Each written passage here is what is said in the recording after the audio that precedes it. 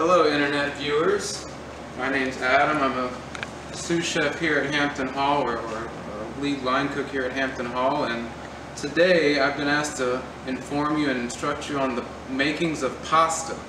If you're at home, chances are you have maybe just a little bit of flour, some eggs, and a little bit of water, and by mixing those things together you have what is known as pasta.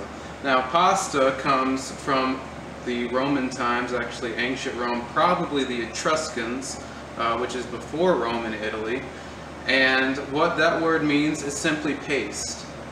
Yes, paste. Isn't that interesting? Because you can have a paste of just about anything, but the paste that we know of today as pasta comes in the form of this flour, egg, and water mixture, and a little bit of salt if you're lucky. So, as you just saw a second ago, I was washing my hands, got my hands nice and floured up so that way nothing is going to be sticking to me, and we're going to get going today. So as you may have noticed, I have a nice big wood board here, and I want you to know that rule number one, wood is king in the pasta making world. Why? Well, if you have a wood board, now you have some grip on which you're able to actually push the dough into and roll it out with, and two, it absorbs any excess moisture, and that's very critical when making pasta. I studied pasta quite a bit when I was over in Italy for a couple school things, and got taught by some of the finest pasta makers in Italy actually, so there's a lot that's going to be coming to you. I suggest you have a pen and paper if you have it. So first things first, flour and egg. Now I use a ratio, and most Italian chefs use a ratio of what's called 1-to-1. 1-to-1 meaning 100 grams of flour. Yes, grams. We don't use the imperial system in Europe. We use the metric. It's far more accurate, and if you're doing it by weight, you're never going to be able to screw this up. So 100 grams of flour to 1 egg. 1 egg is equaling somewhere in the neighborhood of about 70 grams of liquid, okay? Somewhere around 20 grams for the yolk, another 50 for the white. So it's very important that you use the 1-to-1 ratio. And when you do have the appropriate flour, I suggest using 0-0 flour. 0-0 is the fineness that they've ground the flour to. It's also a particular type of grain, so it gives you a far better product and a little more consistent product. You can definitely tell the fineness when you rub it through your hands. It's much better usage than old AP or all-purpose. So what you do is simply take 2 fingers, make a well as if you're making like a little volcano. That's fun. And then crack the eggs straight into it.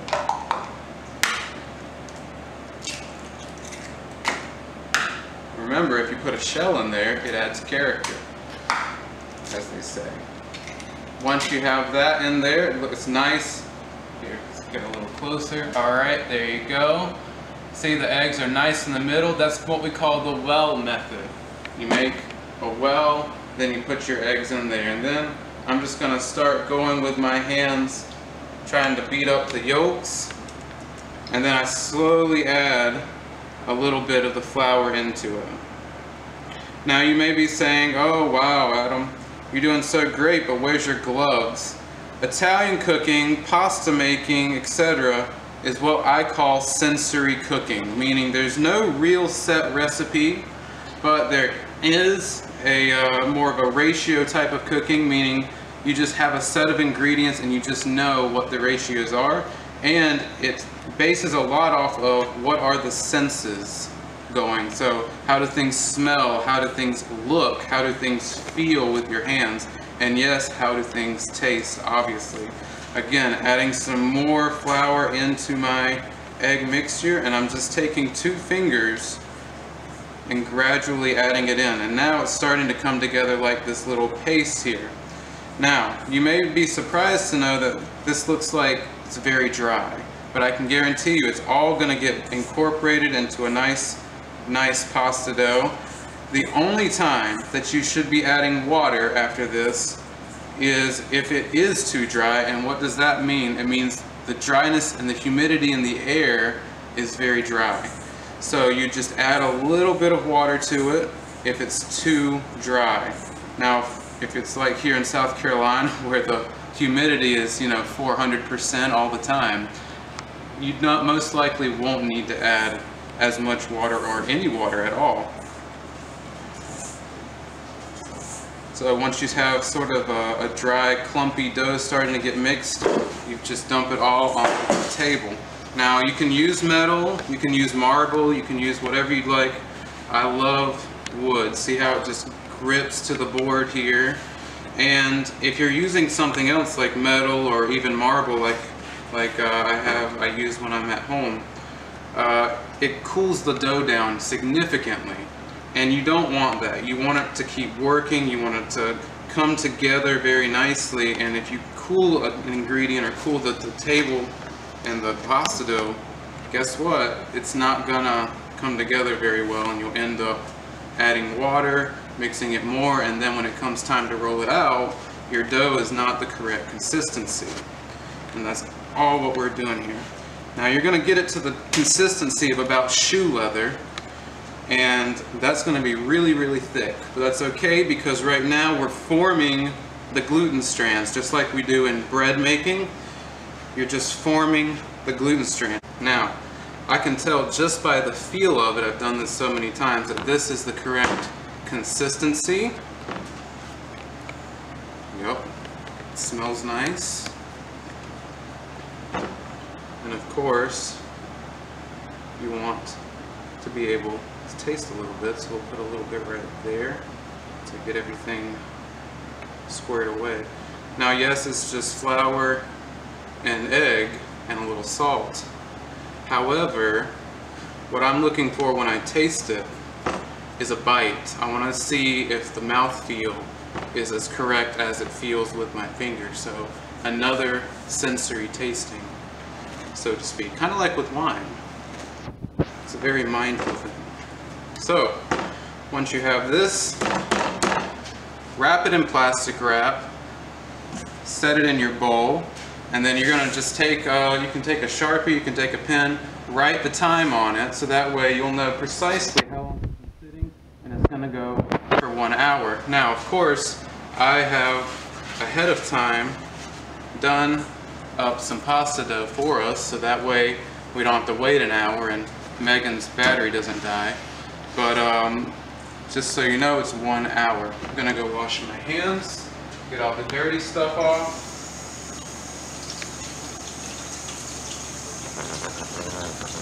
Again, very important to wash your hands.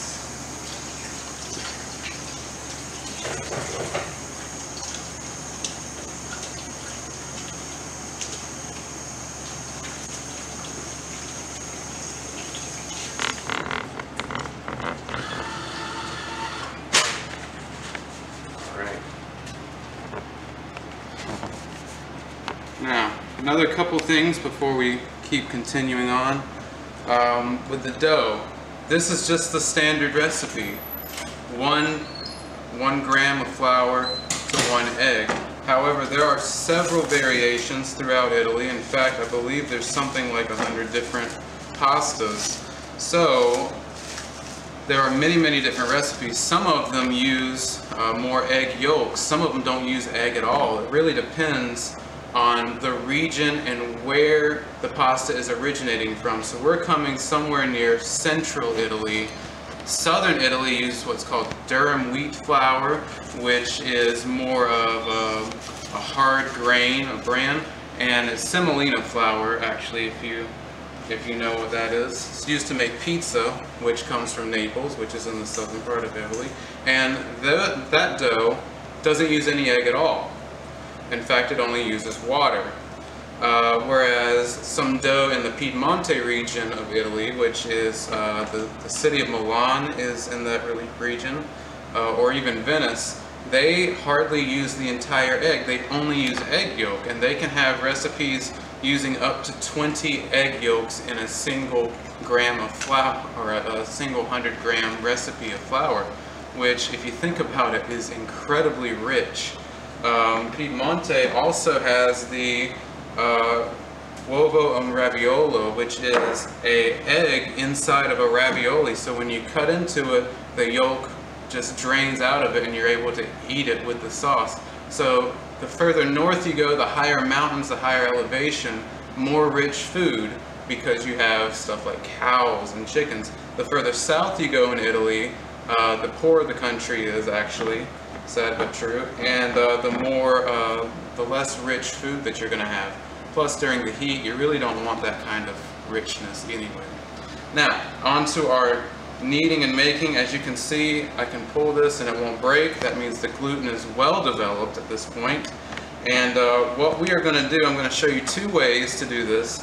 One with a pasta roller, if you have a pasta roller at home, and the other one without a pasta roller, which is actually very convenient considering some people may not have a pasta roller at home. I know I didn't for a while. So what we'll do is we'll just flatten this down. That way it'll be able to fit. Set the setting to number 1. And just begin going through. Now there's electric rollers and other heathen creations like that. However, I personally prefer a hand pasta roller because you get to feel it, you get to determine the speed of it, and overall it's just far better. So after every time it passes through, be sure to switch down one. And you might think, wow, this is a lot of work. Yes, it is. But it's all part of the kneading process. Just like you would knead a loaf of bread, we're kneading the dough to continue on. So once you have it nice and long, this was on setting 3. Fold it, and now fold it one more time. Flatten it down. Now we're going back up to 1. And right back through, just like we were a moment ago.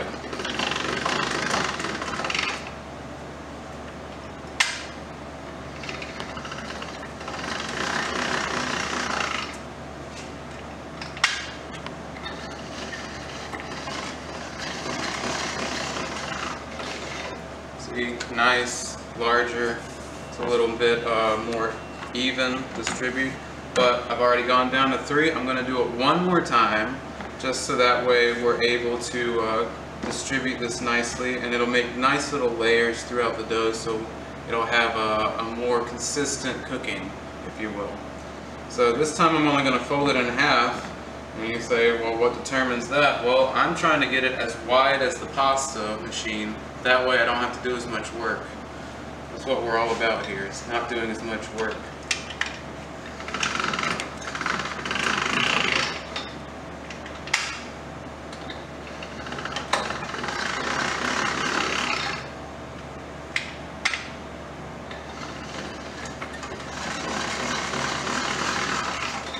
So now that's number 3. We're going to keep going down, and we're looking for a particular type of thickness. And you might ask, well, what is that thickness? I'll be honest with you, I don't know. It may be selfish of me to say that, but I really don't know because of 2 things. It depends on what type of pasta you're making, and it depends on what kind of pasta roller you have, surprisingly enough. And pasta rollers, they are coming in all shapes and sizes. It's all over the place. And some, if I say go to number 3, well, your 3 may be a 2. If I say go to 6, that may be a 9. You never really know. But generally, so today we're going to make, let's do linguine. I like linguine. Nah, fettuccine. Fettuccine's way better, right? So for fettuccine, you're going to want to go down to somewhere in about a 1/16 of an inch. That's really, really fine. How do you know? Well, you just set it on top of this flour, and if you're able to see clearly through it, that is how you know that you've gone thin enough. Mine hasn't gone thin enough, so I'm going to go one more.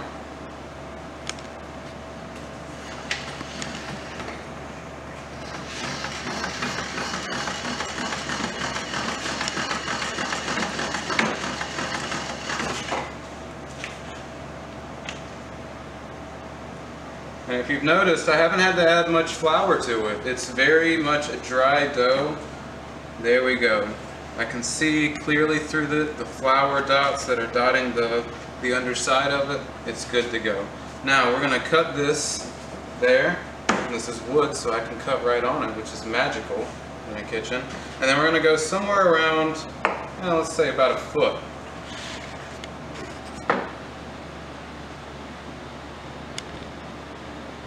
There we go. And of course, save what you don't use, that way it can be added back into the mix. Now, I have this nice pasta cutter. It has two settings on it, and one of them is for fettuccine and one of them is for spaghetti. So what is the difference? It just depends on the thickness and the overall size width of the noodle. But now that I have these, doesn't matter which one I use, I just roll it right through. Ta-da! Nice, beautiful, fresh pasta. And what you'll do is just toss a little bit of flour into it and let it lay on your nice wood board to dry, or if you don't have a wood board, whatever you're using at home. So that is the first way to do it. Second way to do it is with a rolling pin, the old-fashioned way as they like to call it. Just cut you a nice little piece off there, and you're essentially going to do the same thing but with a rolling pin. The rolling pin that we have here at the club has the two handles on it, spins in the middle. That's nice, it's cute. The one that I prefer is just one solid piece of wood.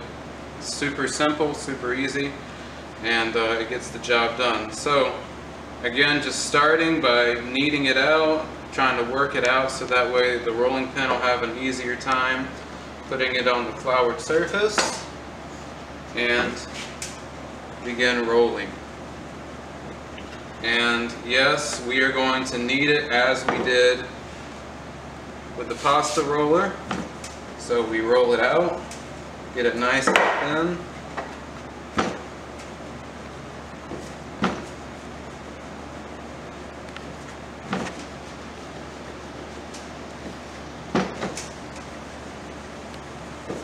Alright, nice and thin. Fold it over.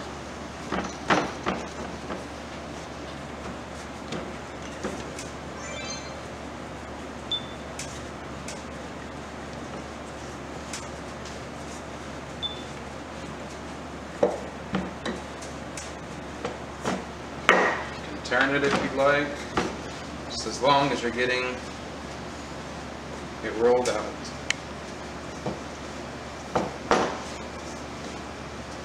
Alright, nice and thin again. Last time. Fold it over.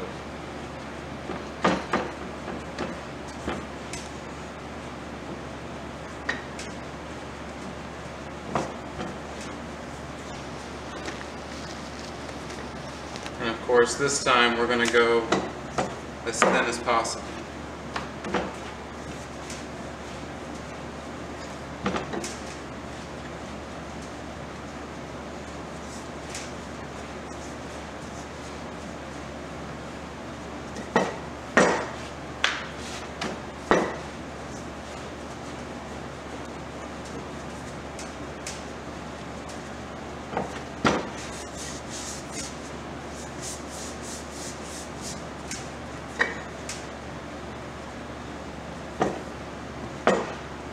Couple little tricks Italians do. Just sort of fold it over and stretch the dough.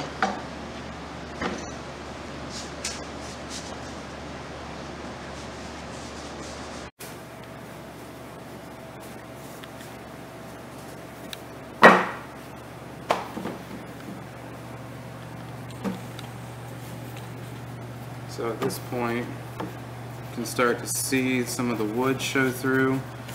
Now this is the great thing about pasta dough, you can stretch it a mile long and then you'll be fine. So again, once the flour starts to show through, we're going to do something a little different, but that will be the thinness that we've been looking for.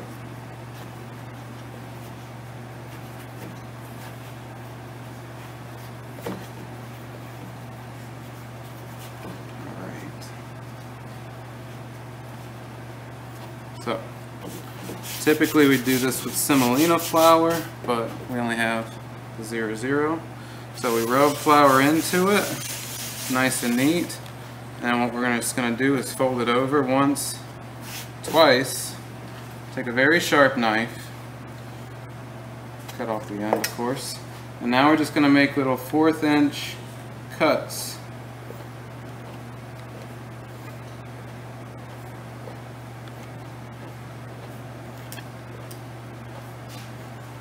The flour keeps it from meshing together. And voila, some beautiful pasta, hand rolled for your viewing pleasure, of course. Now,